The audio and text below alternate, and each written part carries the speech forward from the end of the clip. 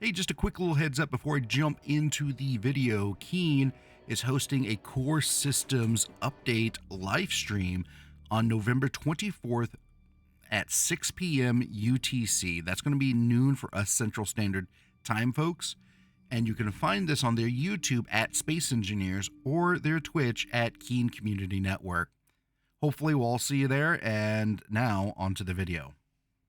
Hello everyone and welcome back to Space Engineers, and today we're taking a look at the new Core Systems update and focusing entirely on the new set value options we have for some of these blocks. So the first thing we're going to be looking at today is both the beacons and the antennas, and we're going to be sitting here taking a look at the new set value option to change the HUD text.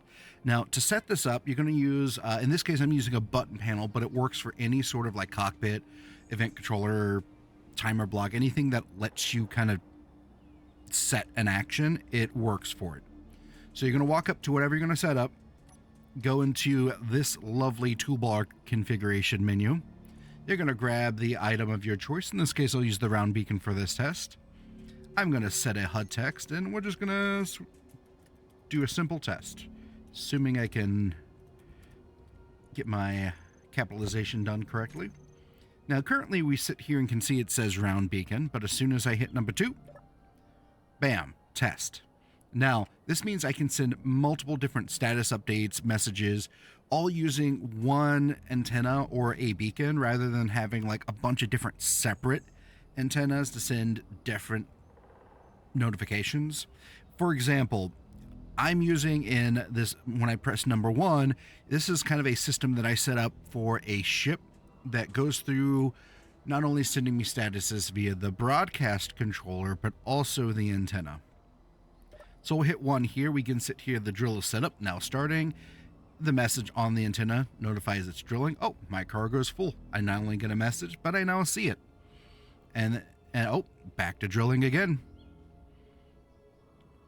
And finally, the process is complete. And it's just going to loop because that's just how I set it up, but the system is still the same. You're going to probably use event controllers to detect certain things, your cargo fill level, when the system's actually going. And then, yeah, you not only get a reminder on your little chat box, but you also get it like visually on your HUD.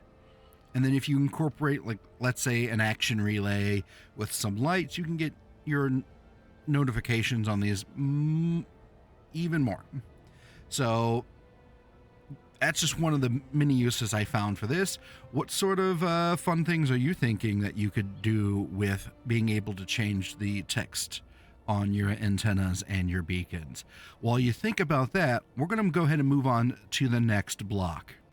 So the next block we're going to be discussing today is going to be the custom turret controller.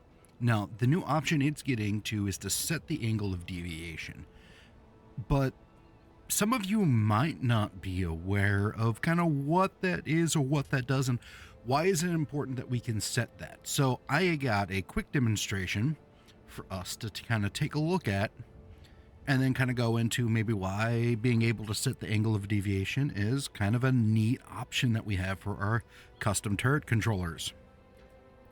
So if I go over here to this little rig I have set up and I enter the cockpit. Now, I have this set up so I can control the left, the right, but the custom turret controller is controlling the elevation and when the gun is actually firing.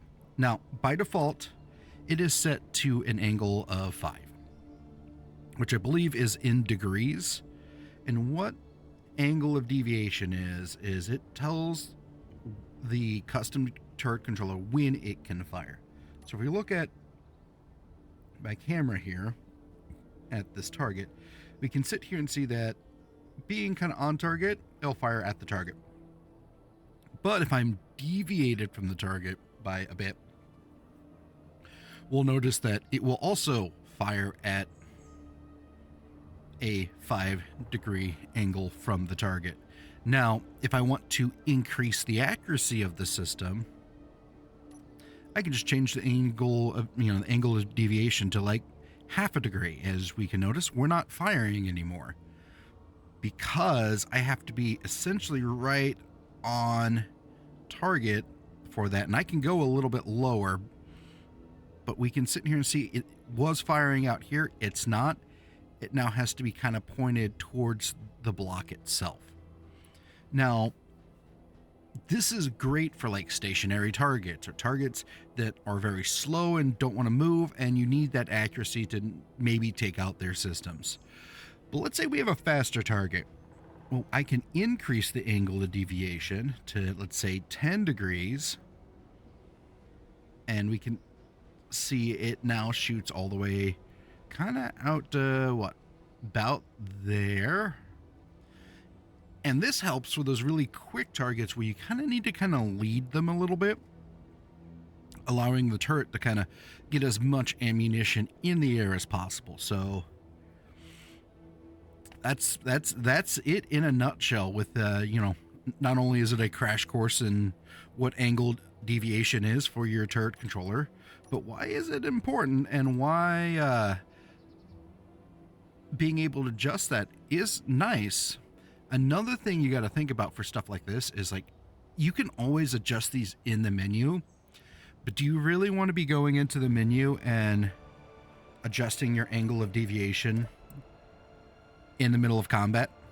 So just kind of a nice, cool thing that we can now do with our custom turret controllers.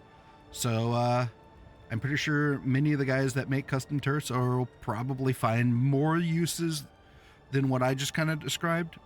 And we'll sit here and see what you guys can come up with. So we'll move on to the next block. So next up we have the gravity generators. Both the flat and the spherical are getting the ability to set and change the acceleration.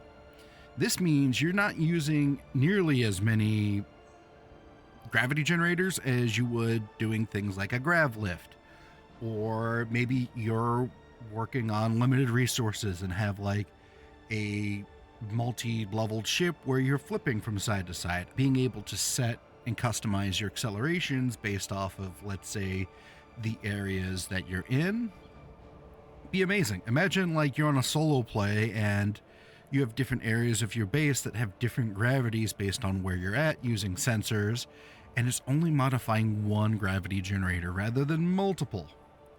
And that's just as easy as going in here, grabbing your gravity generator, setting your acceleration. Now, a super quick note on this. The acceleration, what you are using, is going to be between negative 9.81 and a positive 9.81.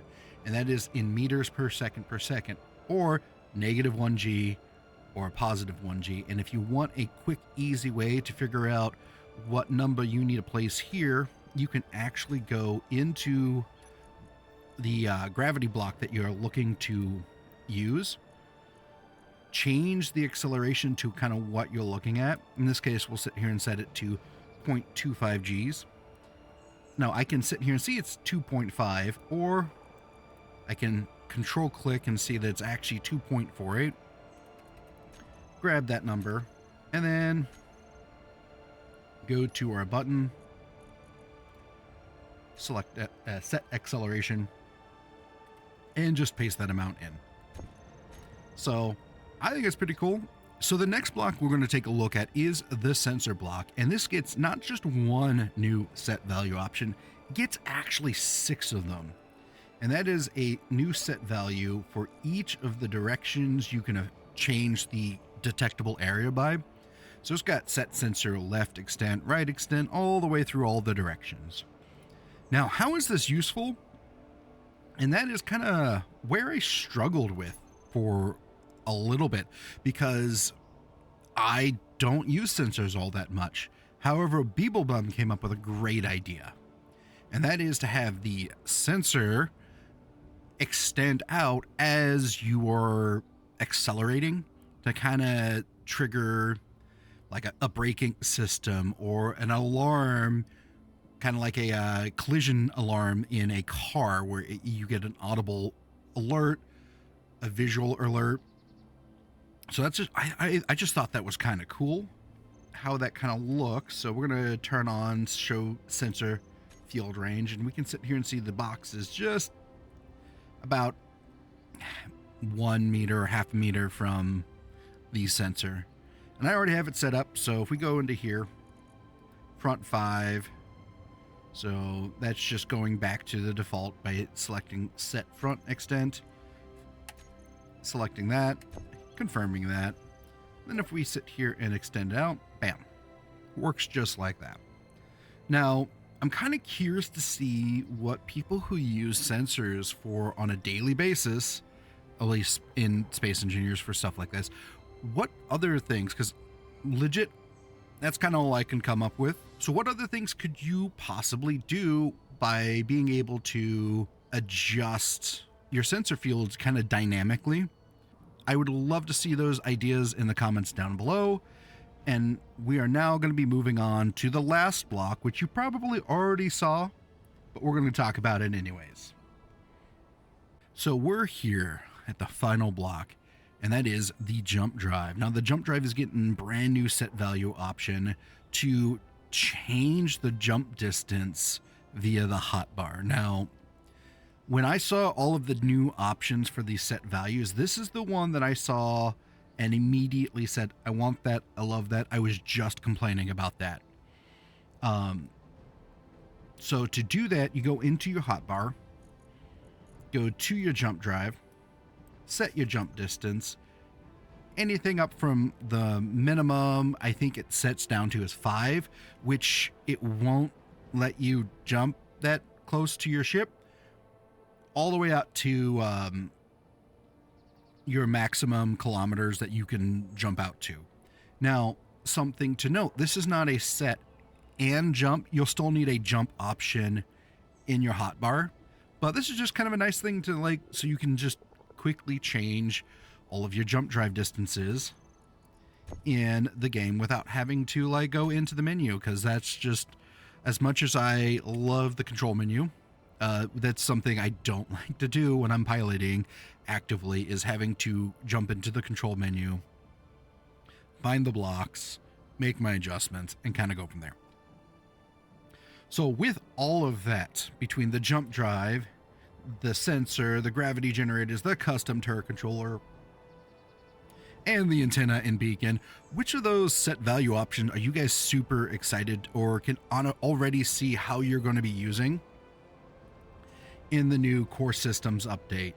And before I finish up, I just want to give a quick reminder to let you guys know that Keen Software House is still doing a live stream on the 24th of November at 6 p.m. UTC, YouTube and Twitch. Links are going to be down below. On top of that, there will be a nice little link to a web page where you can see all the other previews as they come out. So special thanks to Keen for giving me this great opportunity to look at all the new set value options. If you made it this far, thank you to you. I know this probably isn't the most exciting video coming out about this, but I feel it is right up there with everything else. So thank every single one of you. Have a great rest of your day.